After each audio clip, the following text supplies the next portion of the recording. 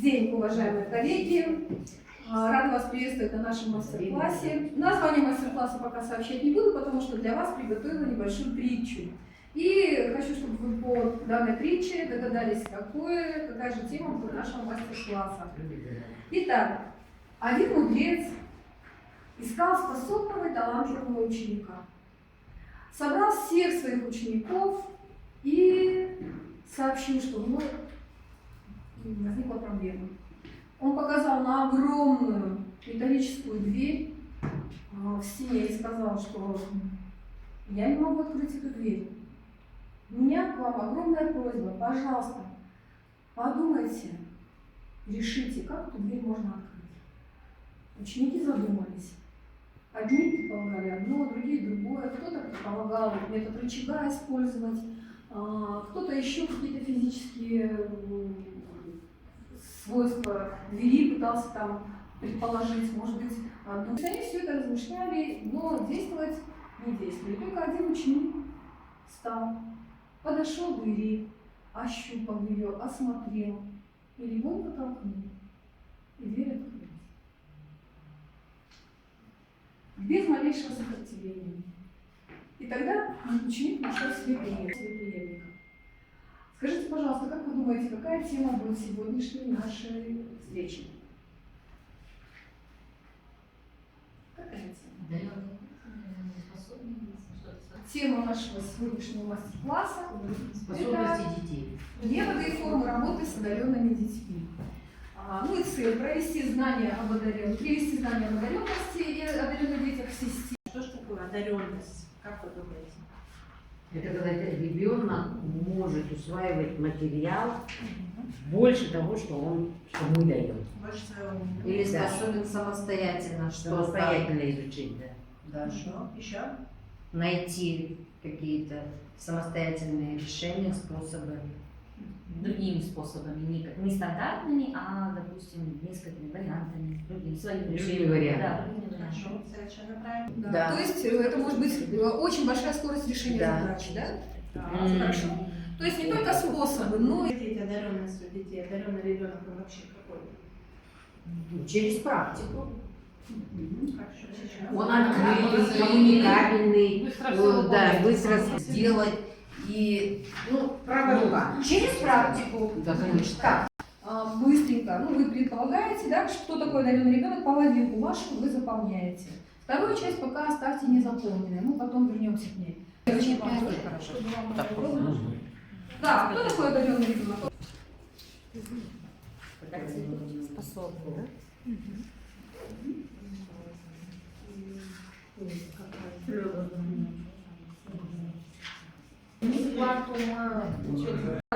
Какие одаренные дети? Чем же они отличаются от обычных детей, от обычных учащихся? Первая группа, пожалуйста.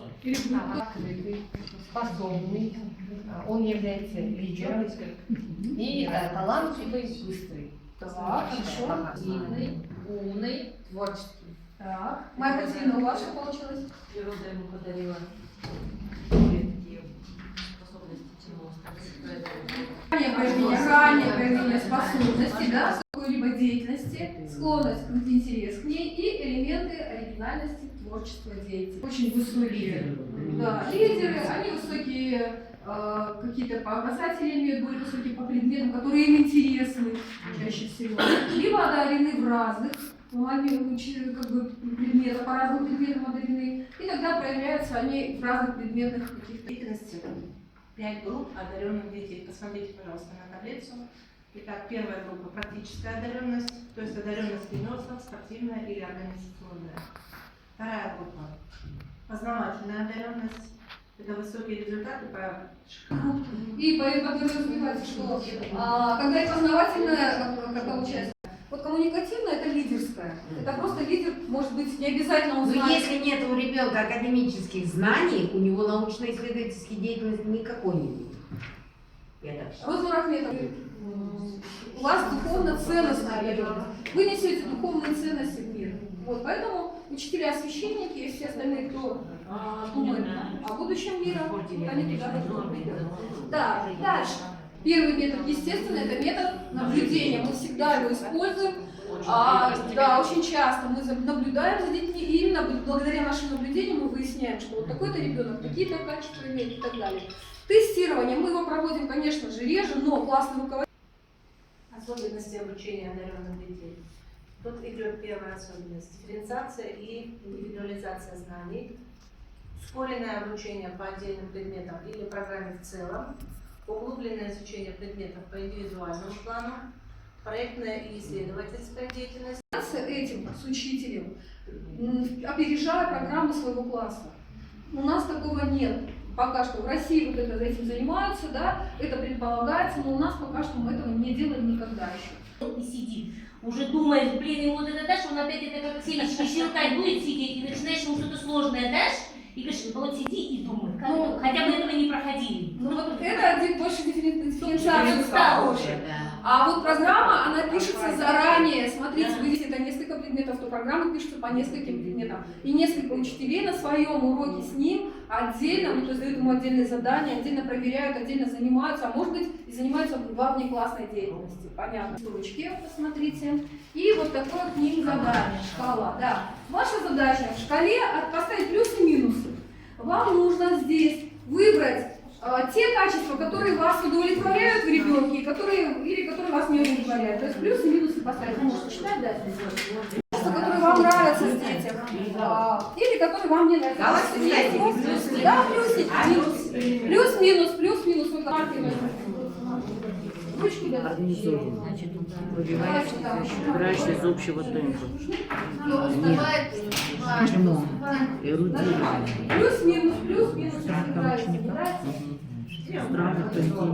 Черный. Наоборот, все уже все сделали, а он один. Держите.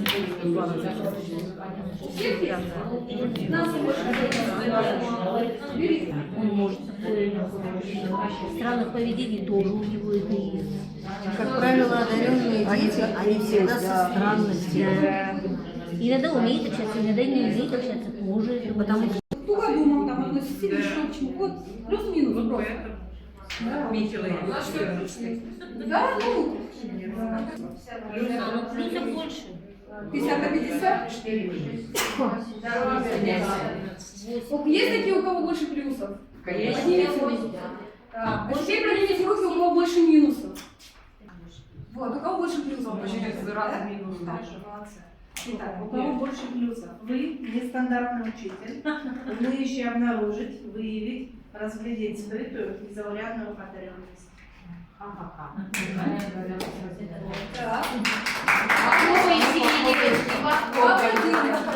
Коллектив, да, какой у нас? У кого больше минусов? Более внимательными, возможно, нужно быть на уроке, но я считаю, да, это нормальный учитель, нормальный с точки зрения. Значит, смотрите, если у нас было бы людей, которые были больше с минусами, то в нашей школе появились бы такие люди, как, да, дети, которых называют ученые, это ученые так называют, недостиженцами. А можно стойку только спорить? Считаю, что качество, да, в ребенке качества лидерские, они могут проявляться и плохими качествами. Нет, это же наше видение Да, это ребенка. видение ребенка просто. Нет, вот хотя бы один какой-нибудь. Наш минус, а у вас хорошо. Просто хотя бы. А также я иногда в уголку, честно. Кто-то что скажет, я могу не понять. Но вообще это не значит, что я не одаренный человек. Да, может быть, да. А мы и не спорим, и поэтому вам и дали такой с двояким смыслом тест. Не просто так. Все равно. Да, у вас нормально все, вы не переживайте. Это все вот в основном, да? То у нас получается, что в школе появлялось количество недостиженцев. Что такое недостиженцы? И кто такие? Это учащиеся с высоким интеллектом, но с низкой успеваемостью. То есть у них самые, да. Вот, это качество одаренных, это дети одаренных, недостиженцев именно, да, смотрите. Это неровно успевающий, то есть у него могут быть пятерки, потом хоп, он раз не хочет это учить, вперед двойка. Выбивающийся из общего темпа, он либо вперед скачет, либо наоборот сидит и думает, он простое задание, он над ним думает, как будто там, ну не знаю, какой-то... Дальше, занятый своими делами, он сидит своими делами занимается, вы думаете, что он ничего не сделал, вы подходите, а у него все сделано. И вот такое может быть. Дальше.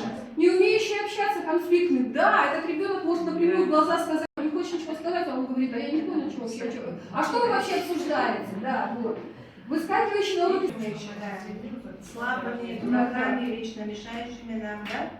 Они очень плохо учатся. А посмотрите, кто же тут есть. Посмотрите. Это великие недостиженцы. Да.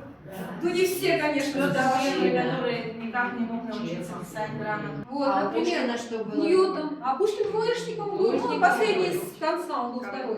Да? 3 выпуска. У него самые низкие показатели были по лицу. Королёв Двоечник был, троечник был. Никогда не была цена. Читать, писать не Еле-еле особо, да, умел. Но Моцарт, да, посмотрите. Это дал таблицу. Таблицу Это умножения.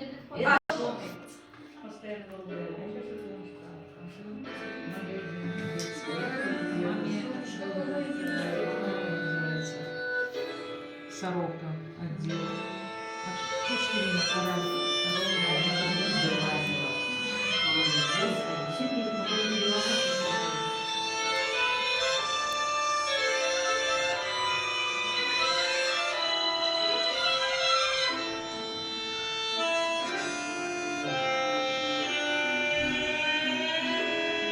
Конечно же, их родителям. Почему? Потому что очень часто мы таких детей действительно пытаемся загнать в рамки, чтобы нам было удобно вести урок, чтобы нам было удобно общаться со всеми детьми, а не только с одним этим особенным ребенком. И поэтому, конечно, это очень сложно, с таких детей недостиженцев есть. Итак, смотрите, 3 пути. Первый путь. Вырастет гений, прекрасно социализированный, весь свой талант, направляющий на пользу обществу и государству. Например, Жорис Алферов. Второй путь. Вырастет гений, посвятивший всю жизнь решению сложнейшей задачи, но не интересующийся жизнью общества и государства. Например, Григорий Перельман. Какой же учитель должен быть? Ну, обсудите в группе у вас, наверное. Давайте. Ребенок педагог. Какой должен быть педагог? Может быть, смотреть как-то с другой стороны, уметь работать индивидуально с детьми. Каждому подходу. Нет, найти разговор, поддержать. Мне кажется, все работает. И наоборот тоже.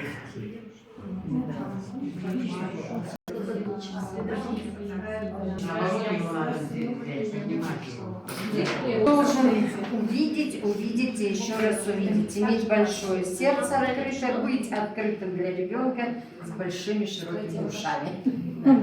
Ну вот у нас Татьяна Викторовна всегда образно учит, а мы вот конкретно написали, что учитель должен иметь терпение детям, внимательным, уметь работать индивидуально, конечно, понимающим. У него должно быть сердце, которое, терпение и понимание в одном. И я всегда говорю своим детям, надо уметь слушать и слышать, а не просто слушать. Слушать и слышать – это 2 разные вещи. Поэтому надо уметь слушать и слышать. У вас? Девочки, не Смотреть, читаешь, направить. Детям должен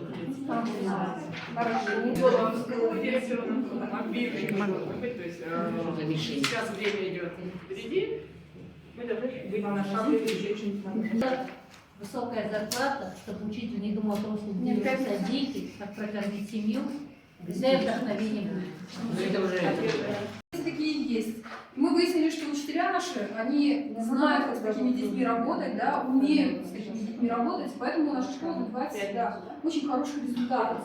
То, что наши дети не всегда получают место, мы знаем с вами, что наша школа очень хорошая и по качеству знаний у нас здесь. Мы стараемся всегда поставить реальные оценки. А то, что уже у нас получается иногда где-то ситуационные, да, какие-то моменты, проблемные вопросы какие-то. Вот представьте себе, урок физики. Маша потеряла чайную ложечку. Как размешать сахар в чае? Карандашом. Круговыми движениями. Еще. Так, еще. Молодец, перелить можно из одной чашки в другую. Смотрите, смешивается. Ну, это очень Одна удобно. Ну, тут передается в условиях, что когда чайную ложку потеряла. Только чайную ложку. Поэтому, то есть, смотрите, что это дает детям? Это дает детям возможность даже, например, на уроке физики понять, да, что можно разными способами химическую, ну, физическую реакцию какую-то, да, физический какой-то момент, реакцию физическую, химическую реакцию какую-то, да, растворение, да, к примеру, вот, медленно оставить, но не трогая, и через какое-то время, так, чтобы лиса не съела колобка. А вот здесь уже творческое начало будет работать. Ну, давайте посмотрим, вспомните, какой колобок в сказке, ну-ка давайте, какой? Да, почему его все хотят съесть?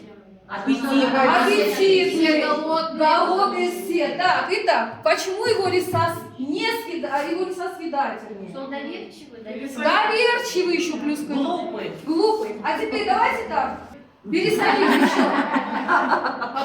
Высушить надо. Высушить, сухой. Еще. Помните, вы только что сказали? Он гладкий, жирный. Что еще? беседу, Чтобы он застрял, да? Так, вот, смотрите. характер его добавить. Казан. Выложите их так, как показано на рисунке. Выложите. Берите, у вас банк. Ваша задача за 3 хода повернуть этот треугольник вершиной вниз. Тремя монетами вниз. Тремя монетами вниз надо? 3 монеты только. Ну, можно Не двигая монеты. Монеты можно двигать? Можно не двигать. Вот.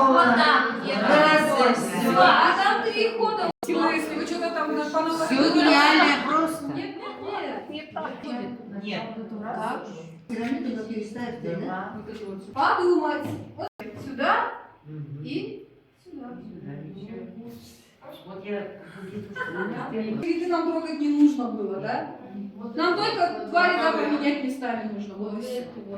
Вот, то есть надо подумать было прежде всего. Книжечки там, рисуночки, посмотрите. Да? Ну, и по каждому деле, вот нож там, это у всех есть? Можно сделать 3 картины. Вот, у вас есть? Кто всегда теремок, кто в тереме живет. И я говорю, кто живет, и потом он должен сказать мне, с чем мы с ним похожи. Если он не угадывает, садится на место. То есть, если не называет. Пожалуйста, Свою картинку я вам не показываю. Да, можете показывать. Почему мне это что? Теремок. Кто в теремочке живет? А кошка? А ты кто? А я рыбка. Чем мы с тобой похожи? Мы сквозь окошко прозрачный воздух, а я плаваю в прозрачной водичке. Почему? А мы теперь все знаем. Кто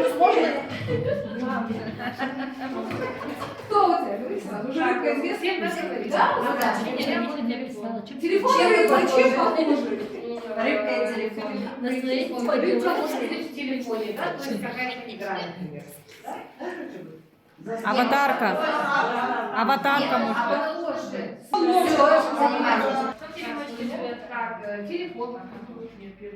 А я геометрическая фигура, треугольник. Но мы пока Тут можно цвет быть, это может Фигура. Не подсказывайте. Одаренный уже. Да, Вы вы оба четырехугольник, а я треугольник. Геометрический. согласны, правильно? Да. Так, разные, ну что, у вас что? Я свинюшка. Поросенок. Вот это треугольник. Поросенок, треугольник, думайте, Мы с вами поросенок, похожи, потому что треугольник. ушки у нас похожи. Мои ушки как ваш У треугольник. меня 4 ноги. Кто пошел? Поросенок, колобок. Мы, Ведомые оба. а еще вы оба сказочные могут быть. Могут быть сказочные. Форма, правильно, спасибо, да, быстро, легко. Но есть легкие, да, какие-то моменты. А я змея. Цветом яблоко и змея. Это медицинский знак. Да, да. Дальше. А я веревка, мы по форме похожи. Да, похоже, вы счастливы, теперь садись, да, да. Молодцы, веревку и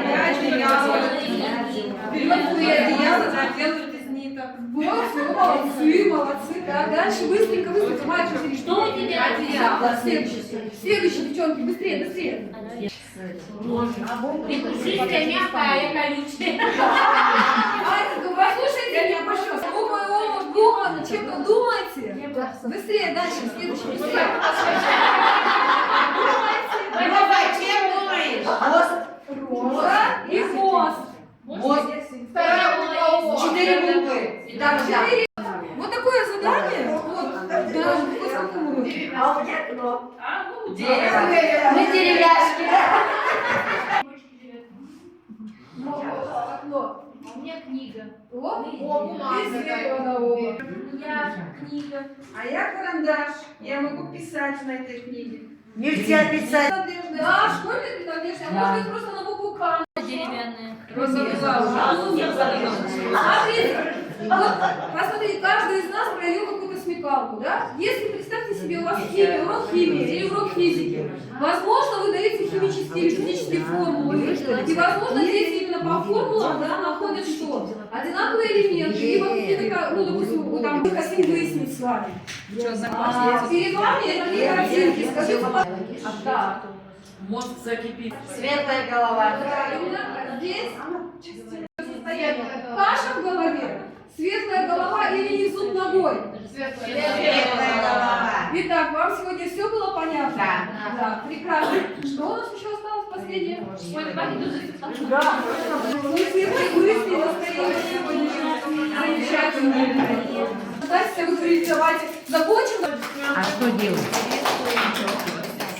Ну вы на каком уровне на каждом этапе? Да, я вот обвела. Ой, блин, двоечники, ну вот же уровень. На каком уровне?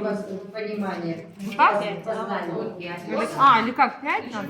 Ну вот смотрите, один, это вот тут крестик будет, вот тут закрашен. Вот дети, видите, как трудно бывает понять, даже простите. Девочки, спасибо. Потом, понятно или нет? Я сейчас скину группу там полностью. Да,